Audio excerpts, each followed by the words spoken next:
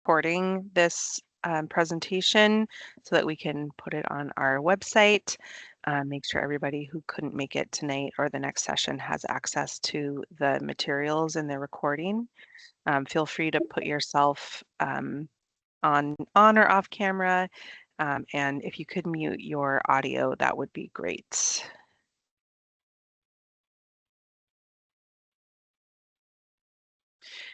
So we'll start with introductions for our team, but if you could add in the chat your name, pronouns if you'd like to share, and the organization that you're representing. We'd love to hear about who's in the room.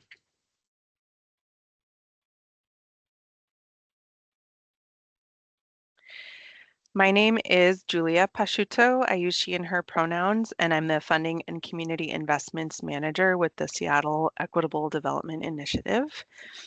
Dakota. Hi, everyone. My name is Dakota Murray. I use she, her pronouns, and I am a strategic advisor, project manager for EDI, and I support the RFP process. We also have a number of the technical assistant providers who are introducing themselves in the chat, but we have their photos here as well. Emil, if you want to come off mute, you can introduce yourself. I think we also have Nancy here.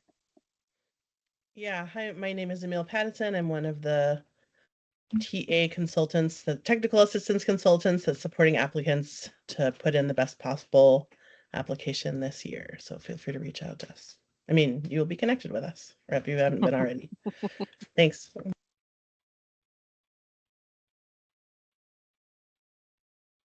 Hi, everyone. I'm Nancy, also another technical assistant for capacity building grants. Good to see y'all.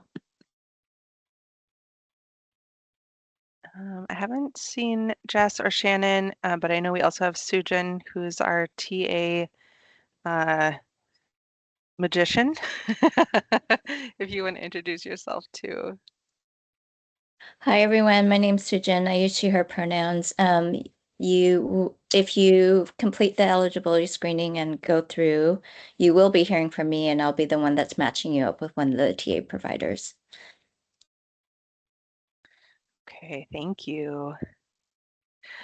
So our agenda for this evening, we just did our introductions. We'll overview the EDI RFP and applicant tracks, eligibility, eligible and ineligible expenses, applicant process and timeline, and an overview of the technical assistance opportunities and support, and leave time for questions. So the Seattle Equitable Development Initiative is a community-originated anti-displacement and access to opportunity program.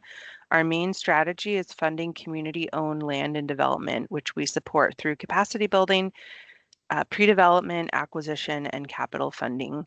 We exist to serve as a critical first funder in the capital stack, position community accountable institutions as leaders in the development of their own neighborhoods, and boost ownership and mitigate the high risk of social, economic, and cultural displacement in diverse and under-resourced communities.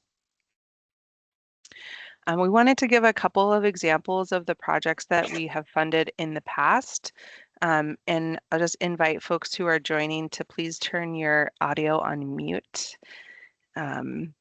So one of the projects we funded is Cultivate South Park, which is a resident-led asset-based community development organization in South Park. They purchased 32,000 square feet of property in the neighborhood and are transforming it and operating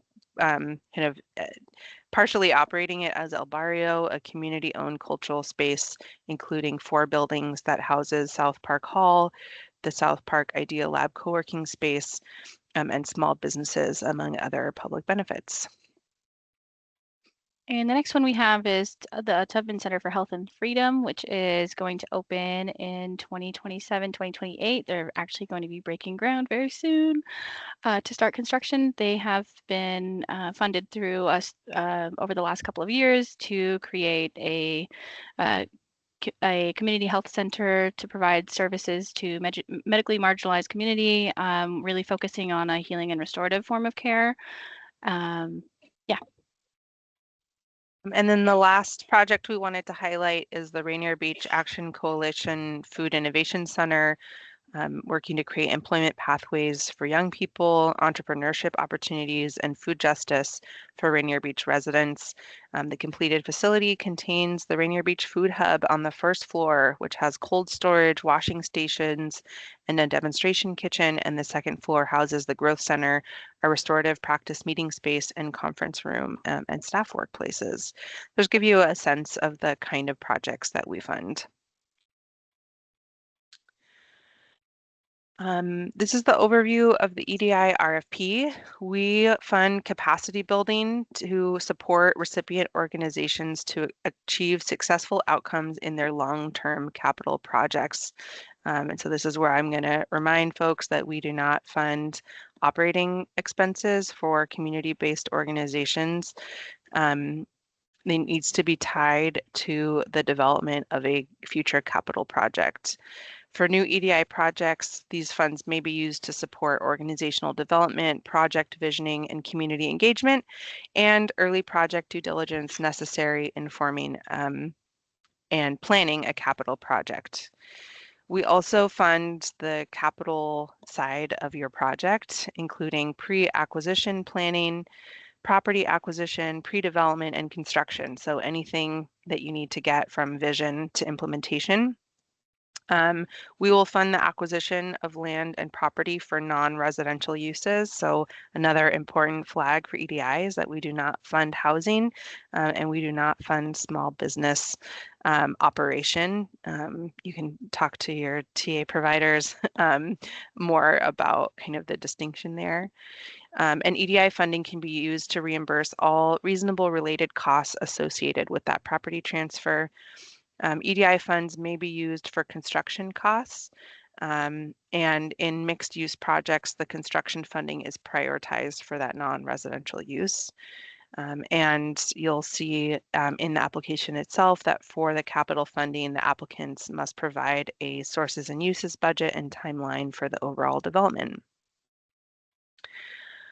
Some distinct features of EDI funding priorities is, again, that the projects are community-led, and you'll see that reflected in the review priorities, selection priorities that Dakota will go over.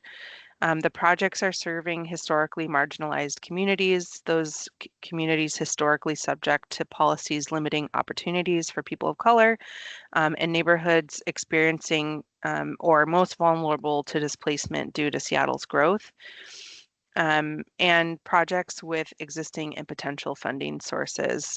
EDI funding complements other funding sources and helps to fill funding gaps. There are projects where we are the only funder, but oftentimes we're kind of paired with other funding sources.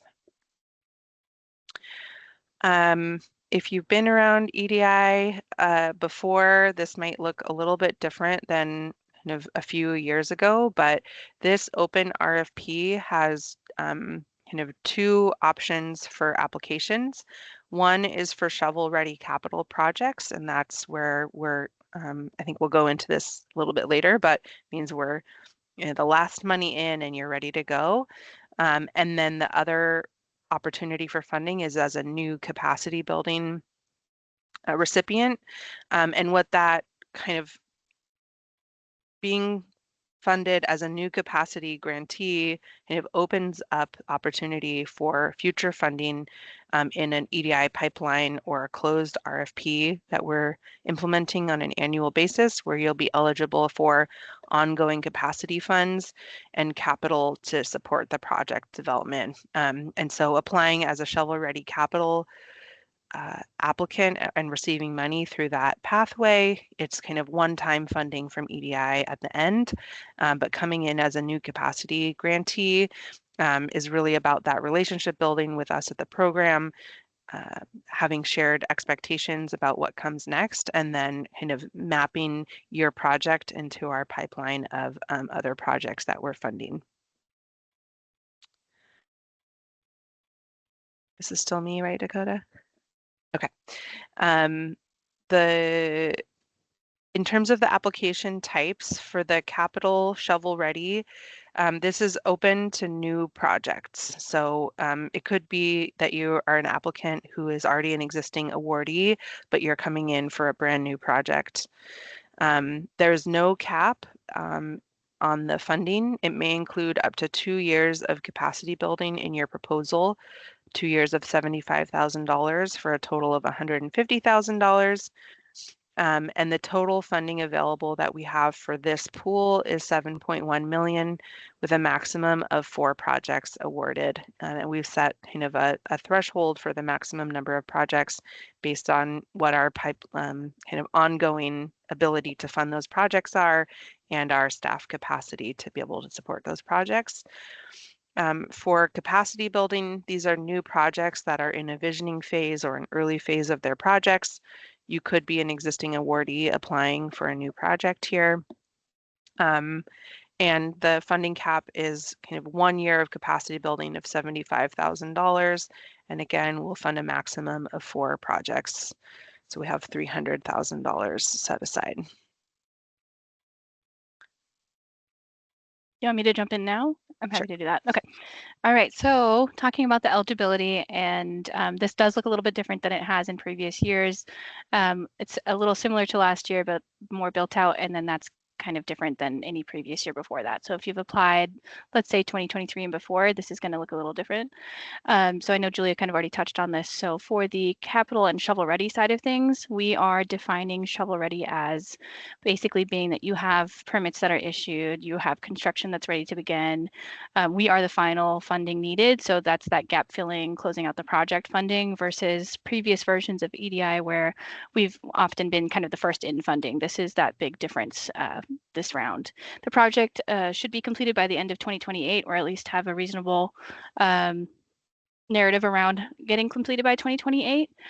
So that is one version of shovel ready, or this can include funding for an earlier phase, such as acquisition. So if you're coming into this at the acquisition phase, but your project is still going to be completed by the end of 2028, you are eligible to apply. So if your application includes acquisition and whatever construction or tenant improvements are needed all in that same scope, or you have other funds dedicated to the other portions of it, that's how you can apply for us. And again, it has to be capital activities that are qualifying. So acquisition, pre-development, and construction costs. And you can also apply, if you're applying for capital shovel ready, you can also apply for capacity building to support that capital project. Okay, and then the other option is capacity building only. So I know Julia kind of touched on this a little bit already, but it's for organizations that are kind of getting into the pipeline. They're early in your process of planning for a future facility. So you don't have to have a site identified yet. You don't have to have a idea even of necessarily the neighborhood. It does just, it's the beginning of the project basically. And this can be used to support the organizational development, project visioning, and community engagement, and early project due diligence. And I think in the next slide, I'll talk about some of the ineligible. Nope, just kidding. Okay, so the first step of doing the RFP this year, this is also new for anybody that has applied in previous years. We have a eligibility quiz. And so that's going to be right on our website. It's the first step on there, and you actually cannot access the application until you complete this eligibility quiz. So I do suggest doing this a little earlier than later, and I'll talk about a little bit of the timeline too, but this is how you'll be connected with the TA providers as well. So this is the list of the questions that you'll see. They're really basic criteria-based questions, and it's really to help you understand whether you're a good fit to apply for this funding. We don't want you to spend a lot of time on the application if maybe this is not a great alignment for you. So it's really questions of, are you a 501c3 or a Washington state nonprofit?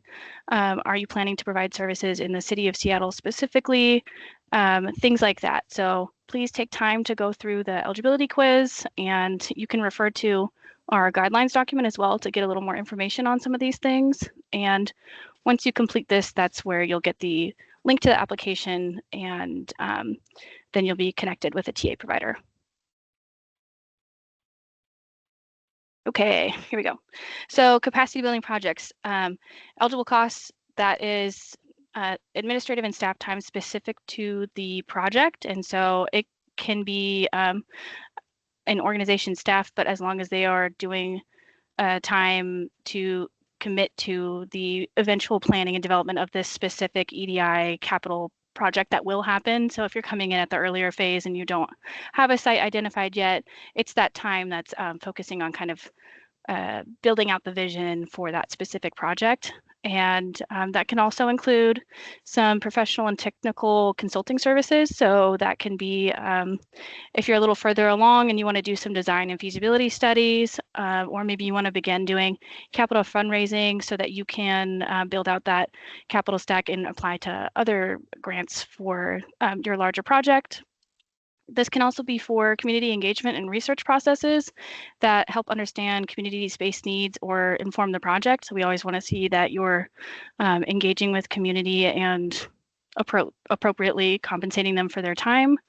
Operational tools utilized specifically for the project advancement. So this can be any number of things like software or some equipment that is going to help you move the project forward, as well as maybe if you're a little further in your visioning, you can do some development and testing of a pilot program that supports the operational planning for the facility after the project will be completed. So we want to be able to support you doing the work to plan out how your project will continue to keep itself going after you build it out physically. Ineligible costs. So this is what Julia was talking about earlier. No regular organizational operating costs. So this can't pay for staff time to provide your services to community. If you're already a community facing organization that provides services, this can't pay for that. It can't pay for any rent. It can't pay for any staff time that's not going to be specific to moving the project forward. Sorry, somebody came off mute. Okay, and then for the capacity building specifically, construction of any kind is not eligible. It's eligible in the capital contract if you have that as well. So this is just soft cost, staff time, things like that. Okay, capital projects eligible costs. Bear with me on this one. So acquisition costs, again, that's the city being able to contribute funds to specifically the appraised value. So regardless of the purchase price, we're only able to go up to that appraisal value so that we're paying a proper price for acquisitions. We can pay for the appraisal fee that can come out of our contracts. We are required to order that third-party appraisal regardless, so that can be included in the project costs. Other things for acquiring a property, closing and escrow fees, where they're applicable, they can be included in the scope of work for EDI capital projects. As well, you can do project consultants and contractors as well as legal fees associated with the project. This is a little different than just the capacity building side of things. This is more specific to the capital development of the project. So whether that's an acquisition process or getting like architectural designs and things like that, ordering some feasibility reports, things like that. Okay, reviews and approvals by authorities having jurisdiction. So that's the process for getting permits secured, going through inspections and licenses. Those all have fees associated with them. And those are things that can be covered by EDI. Recording fees for the securitization instruments that we require through EDI. So whether that's a deed of trust or a restrictive covenant, oftentimes those do have fees that need to be paid for. So that can be covered. The city's loan policy of title insurance, this is another requirement from us, and it is something that can be included in the budget. Same with the owner's insurance policies. So construction costs can be covered by capital contracts with EDI. This does have to follow commercial prevailing wage labor requirements, and that's something that you can learn more about through the Labor and Industries portal with the state. It's basically whatever is required at the state level, we require as well, and that's included in our contracts.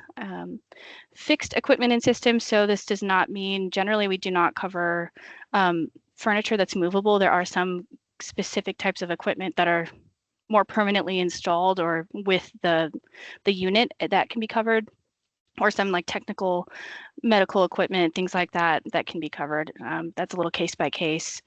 And bonds, property taxes during development can be eligible if the project is in active development with a clear timeline to completion. So not just carte blanche on any property taxes, but if it's during that process where you're building out the project, that can be an eligible expense. Same with utility fees and costs. This is generally specifically during the construction period. And financing expenses, construction loan interest, these are all things that can be covered. And a lot of this is what will be discussed as you're doing your contracting if you're to be awarded. And there's a longer, more in-depth process on kind of all of these eligible expenses, as well as I really refer you back to the EDI guidelines to get a more detailed idea of these. All right, ineligible costs for capital projects. So staff time, you know, the things that you see on capacity building is going to be what's not eligible on capital. That needs to stay kind of in their separate respective buckets. We cannot pay upfront earnest money payments for acquisitions. So if you are getting ready to acquire a property, that earnest money has to be something that you can come up with as an organization. You can reimburse for it after or at closing, but we can't be the ones to put up that first earnest money. Okay, repayment of bad debts. We're not allowed to pay back bad debt or money owed. Okay, and then, like I said, movable furniture, fixtures, and equipment. So it is really case by case, but a lot of times if it's desks, chairs, things like that, those are not things that we can pay for with our capital expenses, and we cannot pay for rent.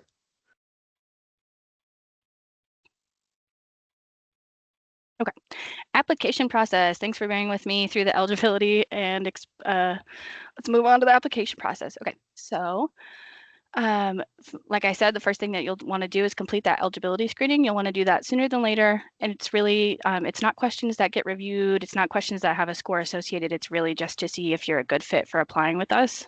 And then after filling out that eligibility screening, that's when you'll have the opportunity to meet with a TA advisor for support on your application. You do not have to do this, but you will automatically get matched up, and it's highly suggested, but it is optional. But we have some fantastic people here to support, and that is free service for everyone. Okay, and then you register with OpenGov, which if you haven't applied before, that's kind of our online portal that we do the application through. So you'll make an account, or if you've applied before, you can log back into your account and do the application. And then you'll want to make sure that you're including all the relevant attachments. So this is things like a sources and uses budget, project milestones. All of these attachments are already on the application themselves that you can then download, fill out, and re-upload. And then you submit before June 22nd. Okay, so here's the timeline. We opened up on May 1st, so we've been open for a little over a week, week and a half, almost 2 weeks. Wow. The last date to be matched with TA is June 8th, and so you'll want to fill out that eligibility screening. Of course, I suggest pretty much as soon as possible, but you want to do it before June 8th if you have any interest in being matched with TA providers, and that's because you want to have time to build a meaningful relationship with them and give the TA providers time to look at your materials, and you to have time to submit the application in time. The deadline for questions, which will be through the Q&A portal on OpenGov, is June 16th. So if you have any questions that are coming up and you would like answers to, submit them by the 16th of June. You can submit them at any time up until then, and we will intend to post responses to those questions within 48 hours. Okay, and we're in the first information session right now. If you feel like attending the second one, that's on Monday, June 1st, 10 to 11 a.m. And we're also going to be posting this recording online to our website so that people can see it or rewatch it to get some information again. And again, the applications are due June 22nd by 11:59 p.m. We generally don't accept any late applications, and it really has to be a specific kind of emergency-based scenario where we would potentially approve late submissions, and please plan to apply before June 22nd. And we have the award notifications we're intending to let successful applicants know in mid-September. Okay. and we're almost done. Technical assistance matching process. So I kind of touched on this a little bit, but once you complete that eligibility quiz, that is where Sujin, our amazing TA wizard, is going to coordinate and introduce you to and match you to a specific TA provider, whichever one makes sense based on what your answers to the eligibility quiz are. It can take up to 2 business days to get connected. That's why you want to get that in before June 8th, because if you go and do the eligibility quiz after June 8th, we just don't have enough time to match you, so nobody will be getting matched after that.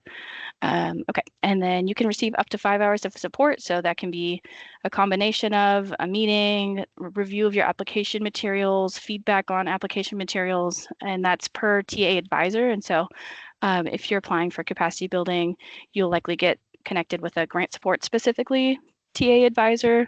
And if you're applying for the capital or capital and capacity building, you will likely get connected with a project scope TA advisor. And that's just one is more tailored to some of those harder, more technical questions that come with the capital application. And okay, and we also have new this year, you can put in a language request. If you have language accessibility needs, we can work to try to get you coordinated with an agency that can provide those translation services. All right, working with a TA advisor. TA providers can discuss eligibility, but you need to decide whether to put the time in to apply. So if you are filling out that eligibility screening, hopefully that flags for you whether or not you're a good fit. But if you get through the eligibility screening and you get matched up with the TA provider and you still have some questions over eligibility, it's going to come down to you on whether you decide to apply. We give as much information as we can in that eligibility screening and in the guidelines document. Please do spend some time on that document.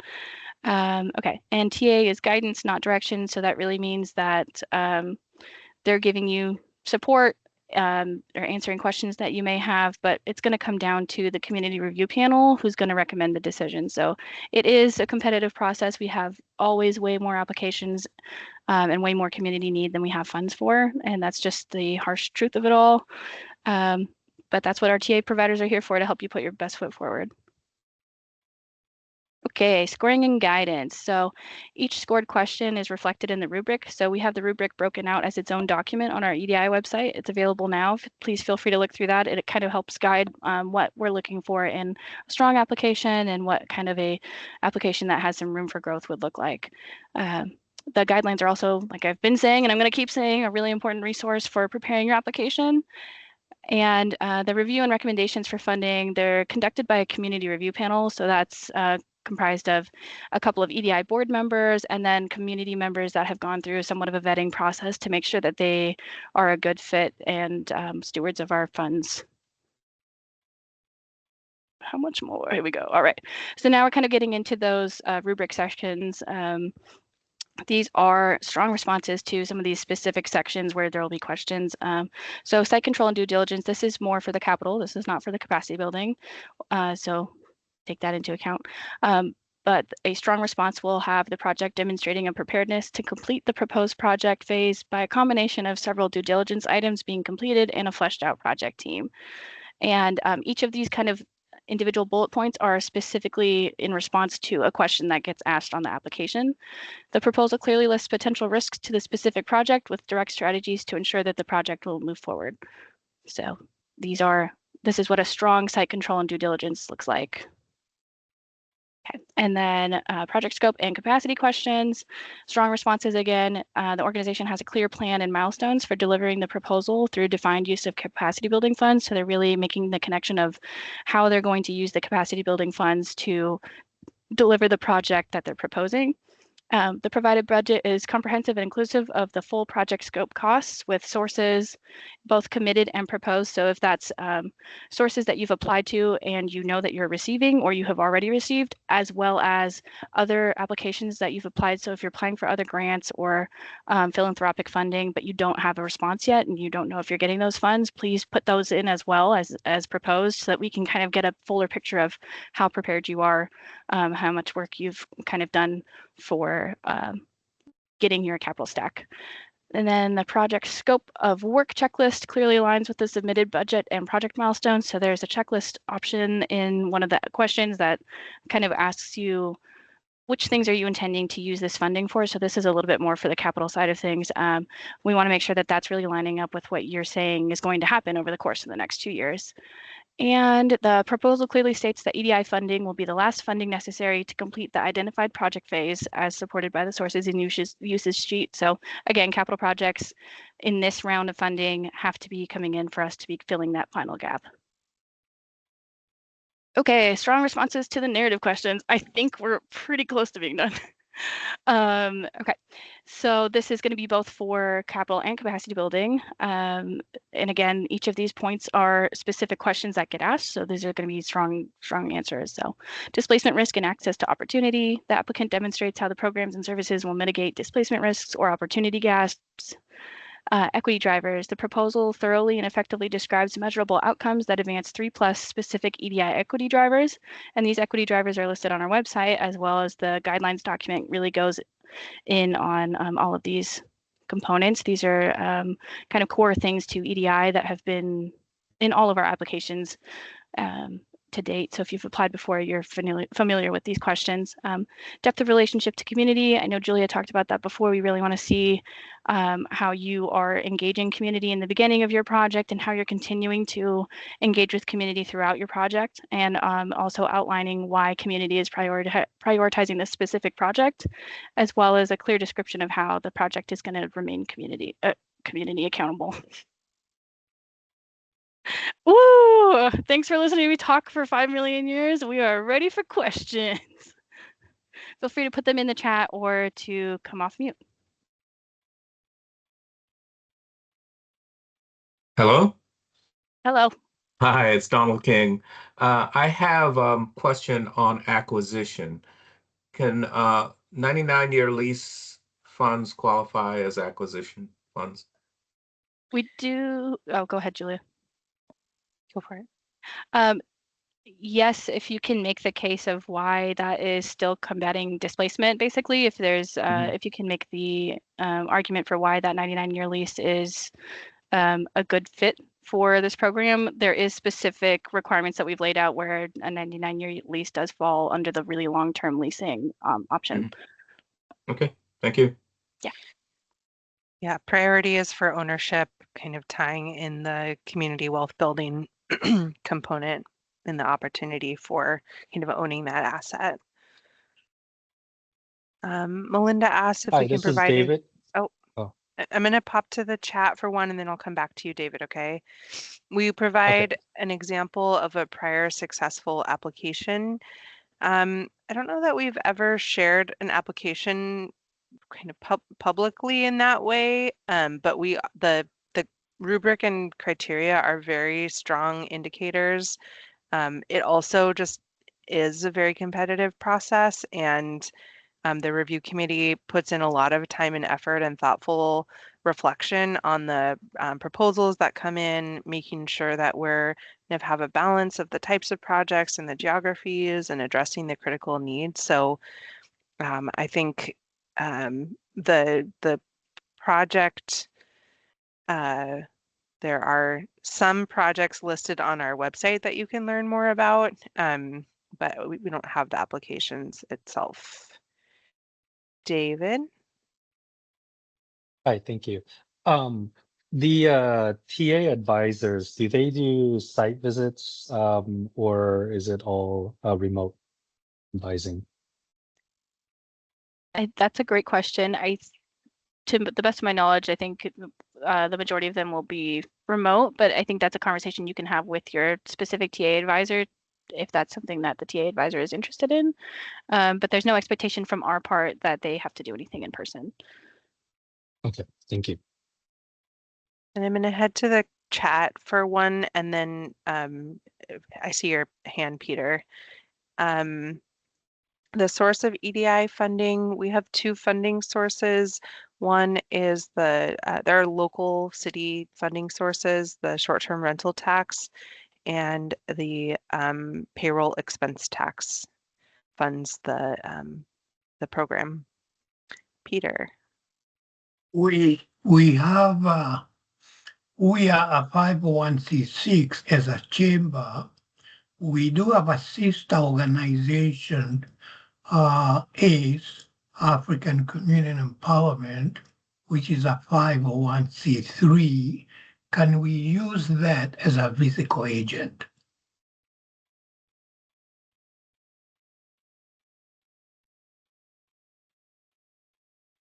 I'm going to repeat your question and then Dakota, I think, can answer it. I think I understood that there's a chamber that's not a 501c3, but there is a nonprofit that is a 501c3. And can the 501c3 be the fiscal agent, Dakota? Yes, that's a great question. Yes, they can apply as the 501c3 for the project. Thank you. Yeah.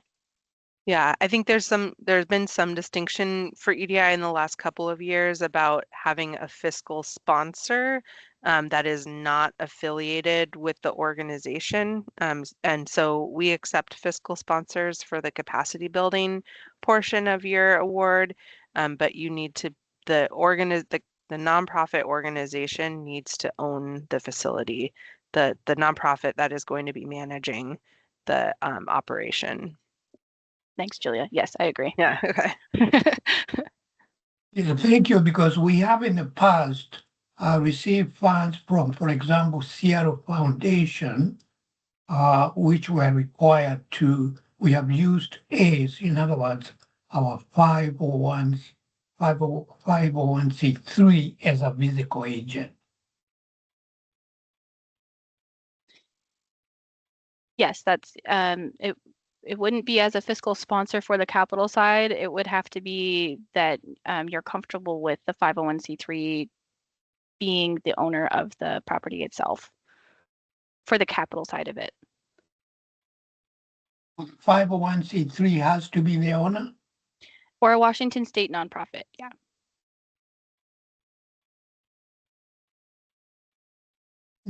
In other words, the recipient of the EDI capital funds has to be the owner of the property. Yeah.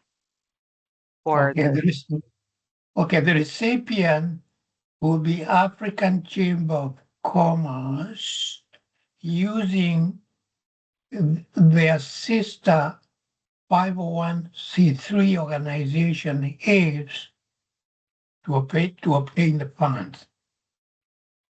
So like a traditional fiscal sponsorship agreement, which is what I feel like I'm hearing from you, is something that EDI is not practicing anymore for the capital projects specifically.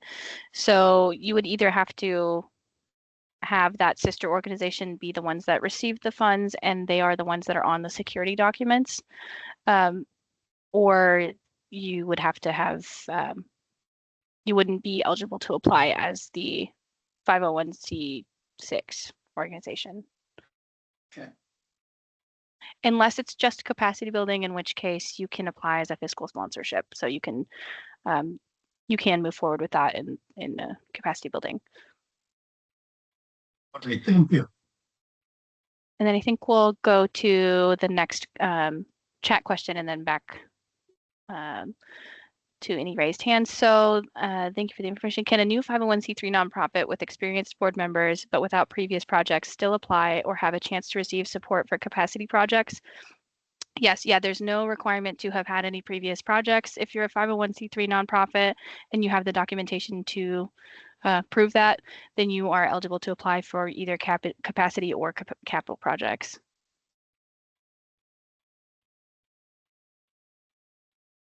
is it Rihanna? Yes, Rehana. So I just have a question about ownership. So we are partnering with a housing provider that is developing residential units separately, and then we would be applying for like the tenant improvements. And the long-term plan is for us to take ownership of the building, but because of how housing is financed through the low-income housing tax credits, they cannot transfer ownership to us for 15 years. But we will have an intent to purchase, like we'll have agreements now. Would those acquisition costs qualify? Since we will have an agreement now that cannot be executed for 15 years, but it will be a legally binding agreement. Unfortunately, that exact scenario is something that has been very challenging for us in the past. What we, it's hard if you're in the middle of it right now, but um, one pathway that many of our grantees have pursued successfully is condominiumizing that ground floor community space and purchasing it outright. That I know that can be challenging sometimes in the tax credit projects where you've kind of assumed the ground floor in the tax credit basis. But I think that we've had some very challenging negotiations that have, not been successful. So then we would need our housing partner to be the lead applicant, or No, you would, I mean, potentially, I guess that's a possibility. We've never funded a project that way. And I'm not sure. I mean, Dakota mentioned that we require that the grantee records the deed of trust and the restrictive covenant on title to ensure the long-term community stewardship and kind of the city's stewardship of public dollars. And the tax credit funders are not usually happy about that. yes, So, they will not do that. and so our deep preference and I'd say requirement in a tax credit housing project like this is that the ground floor is condominiumized. The other issue with the EDI funding going in for the tenant improvements is that our funding triggers the commercial prevailing wage for the entire project. And so the kind of purchasing the condo, you would not be required to pay prevailing wage because there's no labor associated with that transaction. But or we could, if you own the condo already, we can support the tenant improvements on it. Great. Thank you so much. Appreciate it. Yeah. Question in the chat. My organization works with artists who are being displaced by performance venues closing in Seattle. Are artists considered a displaced population segment? Do you want me to do this or do you want to do it, Dakota? I would have you start that if you're good with that. Okay, yeah. So in our guidance document, it links to a displacement risk analysis that the city of Seattle conducted back in 2016. And it's really based on, I would say like, I'm forgetting the exact word, but kind of like immutable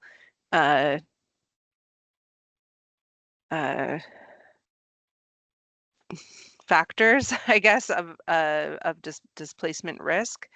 And it's mapped kind of geographically. We recognize that there are communities that are facing displacement risk that don't show up in that map. And so we really let our applicants tell us, but like describe to us what the displacement risk is, but I think being able to tie back to those characteristics of vulnerability in the displacement risk analysis and kind of like who are the most impacted frontline communities in the displacement crisis, that is going to be something that will kind of reflects the priorities in the application. Anything else you would add, Dakota? I thought that was great. Yeah, okay. Fantastic. Sega. Hi, yeah, we're working on an affordable housing project in Columbia City. And we are the housing provider, but we have two nonprofit partners who will be occupying the non-residential space. One of them already has an EDI grant, and then the second one is a music organization that is affected by displacement.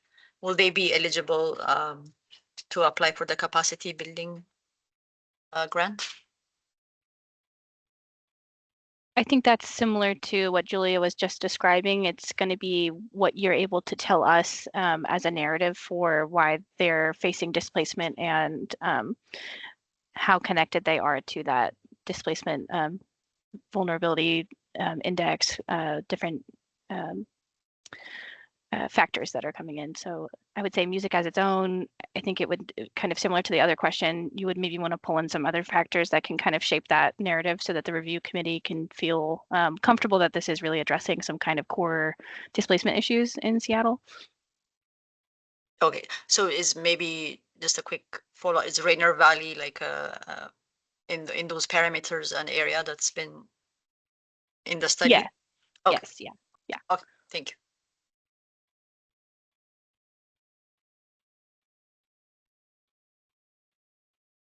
It's both geographies and people. Yeah. Yeah. Yeah. That makes Yeah. sense. It's like a sweet spot in the middle somewhere. Yeah. Any other questions?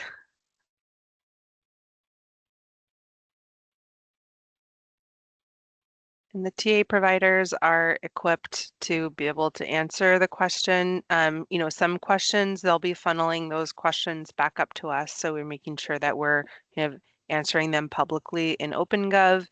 And then OpenGov is a great place to ask very specific questions because I'm sure other people will have similar questions as we've seen tonight. So we're on it in responding to those.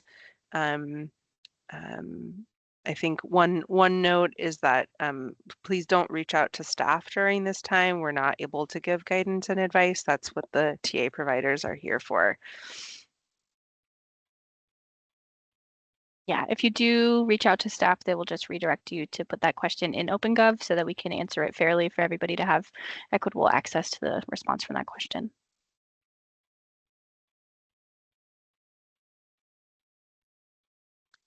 Otherwise, we really appreciate you being here with us on a Wednesday evening.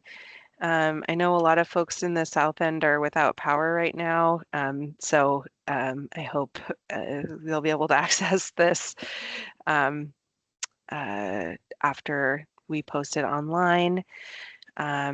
And yeah, again, the technical assistance providers are going to be a great resource for you once you complete that eligibility screening. Sujin will get you connected. And yeah, good luck and can't wait to read your applications. Thank you.